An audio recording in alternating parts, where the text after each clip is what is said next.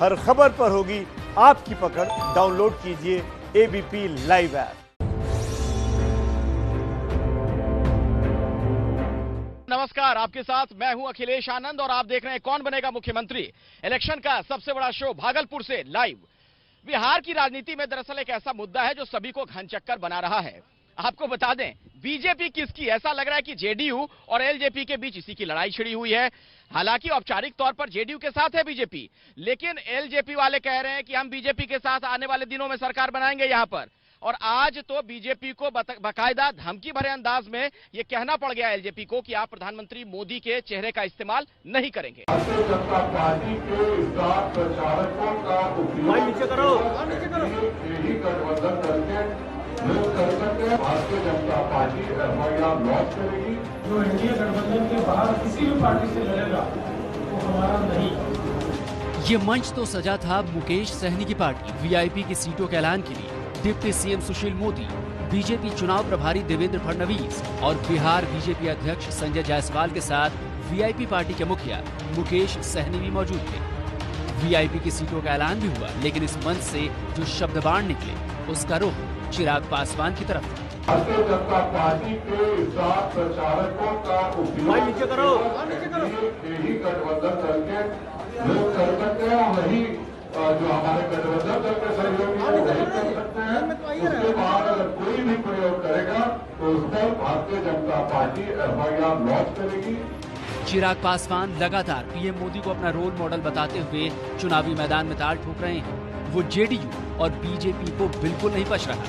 चिराग पासवान मोदी के चेहरे को लेकर अपनी और अपनी पार्टी की छवि मजबूत करना चाहते हैं। उनकी कोशिश उन वोटरों को साधने की है जो नीतीश सरकार से नाराज हैं, लेकिन एनडीए के कैडर और समर्थक हैं। इसीलिए चिराग पासवान बार बार मोदी के चेहरे और उनकी तस्वीरों का सहारा ले रहे हैं। लेकिन चिराग की सियासी चाल पर बीजेपी के नेता लगातार नाराजगी जाहिर कर रहे हैं। बीजेपी ने एलजेपी से कहा है कि वो पीएम मोदी के चेहरे का इस्तेमाल चुनाव प्रचार में न करें। जो हमारे एनडीए गठबंधन से लड़ेगा वो हमारा, जो एनडीए गठबंधन के बाहर किसी भी पार्टी से लड़ेगा वो हमारा नहीं।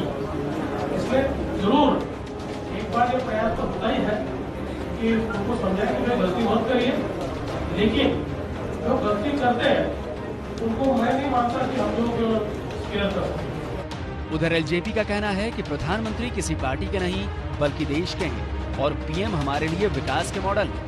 आज एबीपी न्यूज ने चिराग से जब इस मुद्दे पर सवाल किया तो उन्होंने कैमरे पर कुछ भी बोलने से मना कर दिया।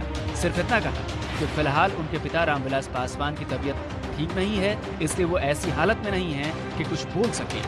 चिराग पासवान के लगातार सामने आ रहे बयानों से बिहार चुनाव और ज्यादा दिलचस्प हो गया है, क्योंकि भाजपा और जेडीयू नीतीश कुमार के चेहरे को सामने रख करके चुनाव में उतर रहे हैं और दोनों ही ये दावा कर रहे हैं कि एनडीए की सरकार बनेगी।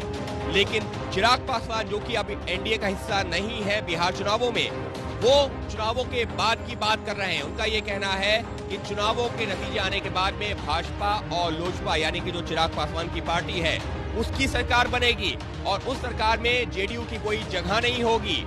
यानी कि बीजेपी की बात की जाए तो वो जेडीयू के साथ भी सरकार बनाने की बात कर रही है और चिराग पासवान की बात की जाए तो वो भाजपा के साथ सरकार बनाने की बात कर रहे हैं। और इसी वजह से जो बीजेपी के विरोधी दल हैं वो ये कह रहे हैं कि ये बीजेपी का डबल गेम है और बीजेपी इस डबल गेम के सहारे ही बिहार चुनावों में जाना चाह रही है।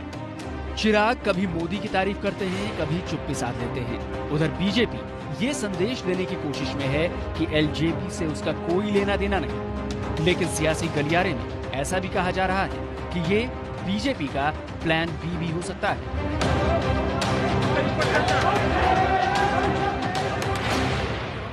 बीजेपी ने मुकेश सहनी की वीआईपी पार्टी को 11 सीटें दी हैं। इस लिहाज से बीजेपी बिहार में अब 110 सीटों पर चुनाव लड़ेगी। आपको बता दें, मुकेश सहनी दरअसल वही नेता हैं जिन्होंने प्रेस कॉन्फ्रेंस कर महागठबंधन छोड़ने का ऐलान किया था।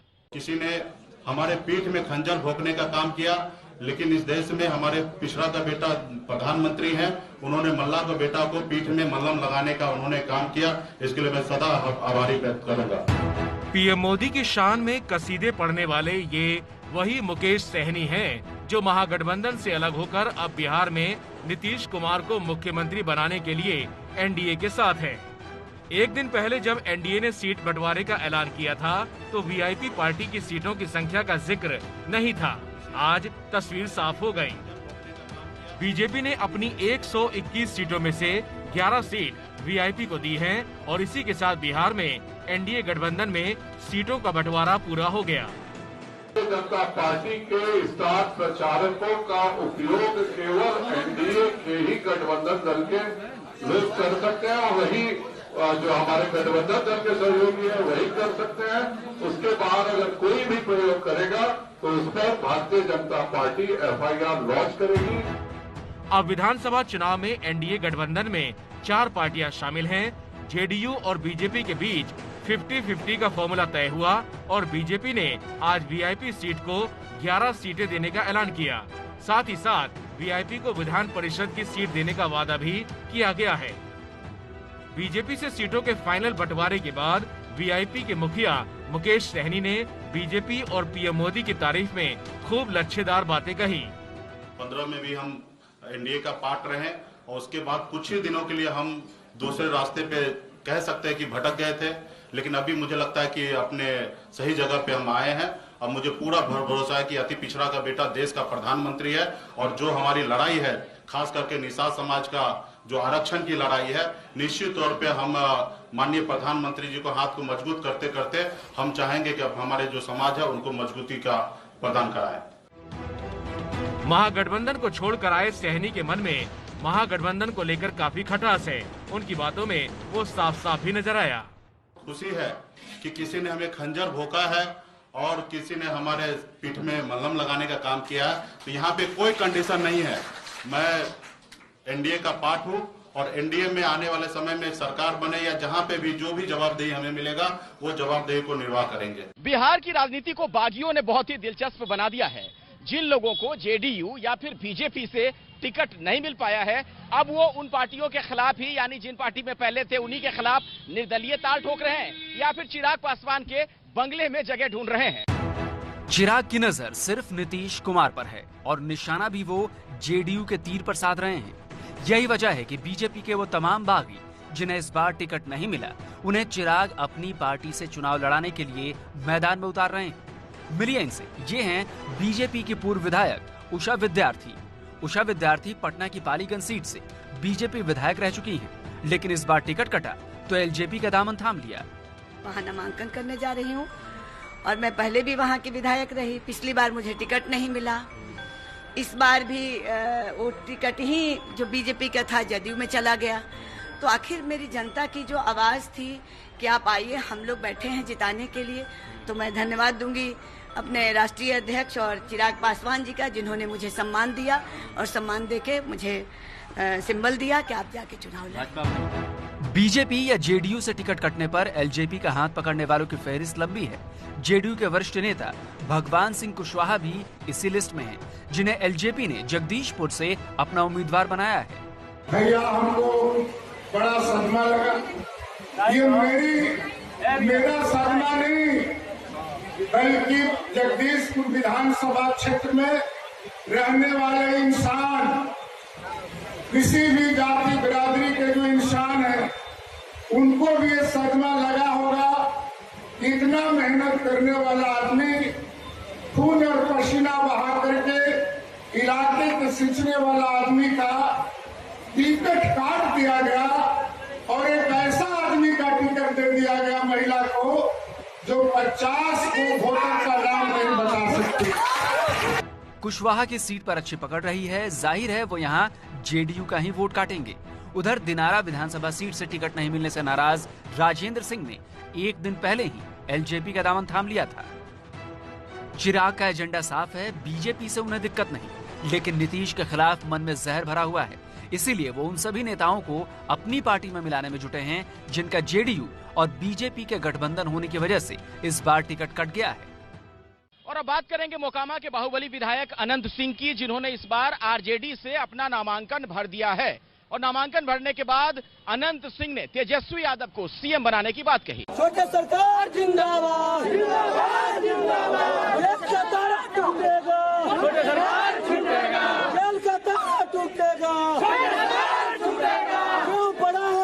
चक्कर में, वो बड़ा चक्कर में। सफेद पैंट शर्ट और चेहरे पर काला चश्मा लगाए हुए बाहुबली अनंत सिंह अपने जाने पहचाने स्टाइल में पुलिस की गाड़ी से उतरे तो समर्थकों ने अपने छोटे सरकार के लिए जमकर नारेबाजी की।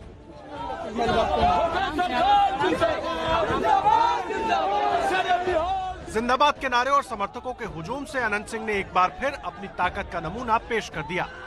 इस बार मोकामा के छोटे सरकार आरजेडी के टिकट पर चुनावी ताल ठोक रहे हैं। नॉमिनेशन के लिए और आपको आरजेडी से टिकट मिली क्या? हाँ, मिल गया। समर्थकों का हाथ जोड़कर अभिवादन करते हुए अनंत सिंह आगे बढ़ रहे थे। हमारी संवाददाता निधिश्री भी अनंत सिंह के साथ मौजूद थी और जब एबीपी न्यूज संवाददाता निधिश्री ने अनंत सिंह से तेजस्वी यादव को मुख्यमंत्री बनाने वाला सवाल किया तो सुनिए मोकामा के छोटे सरकार ने क्या कहा। तेजस्वी के लिए कह रहे थे कि तेजस्वी जो मुख्यमंत्री बनेंगे और आपके मुख्यमंत्री बनेंगे, लोगों से बीच मिलकर नीतीश कुमार जेल जाएगा। जेल क्यों जाएंगे? तेजस्वी मुख्यमंत्री बनेगा, नीतीश कुमार जेल जाएगा। बाहुबली विधायक अनंत सिंह ने एबीपी न्यूज के कैमरे पर खुले तौर पर सीएम नीतीश कुमार को चुनौती दी और फिर बाढ़ अनुमंडल कार्यालय में अपना नामांकन दाखिल किया।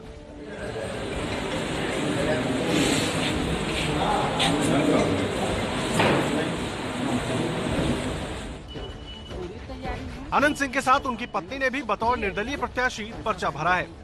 अनंत सिंह की लोकप्रियता और ताकत का अंदाजा आप इस बात से लगा सकते हैं कि बाहुबली अनंत सिंह 2005 से ही मोकामा से जीत रहे हैं। कभी अजगर तो कभी AK-47 के साथ तस्वीरों की वजह से अनंत कुख्यात रहे हैं। तेजस्वी से पहले सीएम नीतीश कुमार से इनकी काफी नजदीकियां थी और नीतीश कुमार इन्हीं छोटे सरकार को लेकर बदनाम थे और जिन तेजस्वी यादव को अनंत सिंह मुख्यमंत्री बनवा रहे हैं उन अनंत सिंह को तेजस्वी एक वक्त में बैड एलिमेंट कहकर पुकारा करते थे।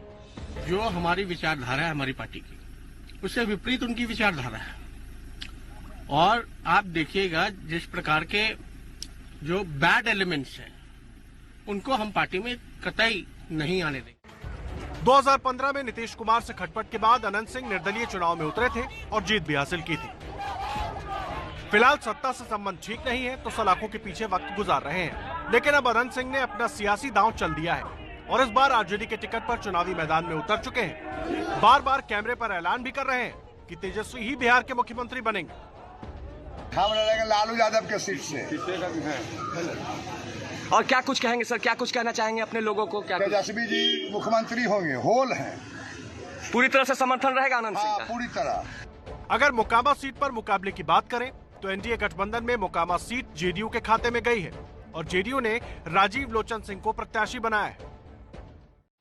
और इस वक्त एक बड़ी खबर आपको बता दें, खबर ये आ रही है कि तेजस्वी यादव ने मुख्यमंत्री नीतीश कुमार को एक चिट्ठी लिखी है और चिट्ठी में शक्ति मलिक मामले में उन्होंने खुद अपने ही खिलाफ सीबीआई जांच की मांग, अनुशंसा करने की मांग की है। आपको बता दें, बहुत ही बड़ी खबर आ रही है। शक्ति मलिक की पत्नी ने दरअसल तेजस्वी और तेज प्रताप के खिलाफ हत्या का मुकदमा दर्ज करवाया है और हत्या से पहले शक्ति मलिक ने सीट के बदले, टिकट के बदले तेजस्वी पर 50 लाख रुपए मांगने के आरोप लगाए थे और इस मामले में खुद अब तेजस्वी यादव का यह कहना है कि मुख्यमंत्री नीतीश कुमार सीबीआई जांच की अनुशंसा करें। तो बड़ी खबर आ रही है, तेजस्वी यादव ने शक्ति मलिक हत्याकांड मामले में सीएम नीतीश कुमार को चिट्ठी लिखकर यह कहा है कि इस मामले की सीबीआई जांच की अनुशंसा करे सरकार।